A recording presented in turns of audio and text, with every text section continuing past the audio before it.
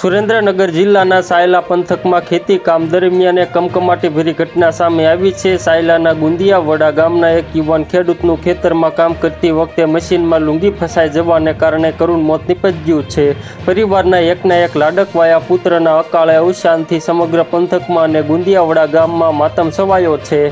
ઘટનાની મળતી માહિતી અનુસાર સાયલા તાલુકાના ગુંદિયાવડા ગામનો યુવાન જિગ્નેશ મેર શેષ કપડની સીમમાં આવેલી એક વાડીમાં ઘઉં કાઢવાનું કામ કરી રહ્યો હતો। ઘઉં કાઢવાના અલર મશીન પાસે કામ કરતી વખતે જિગ્નેશે ગળામાં રાખેલી લુંગી અચાનક ચાલુ મશીનમાં ફસાઈ ગઈ હતી। મશીનની ગતિ એટલી ઝડપી હતી કે યુવાન કંઈ સમજે તે પહેલાં જ તે ગંભીર રીતે ઈજાગ્રસ્ત થયો હતો। આ અકસ્માત એટલો ગંભીર હતો કે યુવાનને સારવાર મળે તે પહેલાં જ તેણે દમ તોડી દીધો હતો। જિગ્નેશ તેના પરિવારનો એકનો એક પુત્ર અને ઘરનો મુખ્ય આધાર સ્તંભ હતો। જીવન જ્યોત દીકરાના મોતના સમાચાર મળતા જ પરિવારજનો પર આપ ફાટ્યું છે। હોળી દિવાળી જેવા તહેવારોના સમયે જ ખેતરમાં કામ કરતા જીવ ગુમાવતા ગામ આખું ઈબકે સડ્યું છે।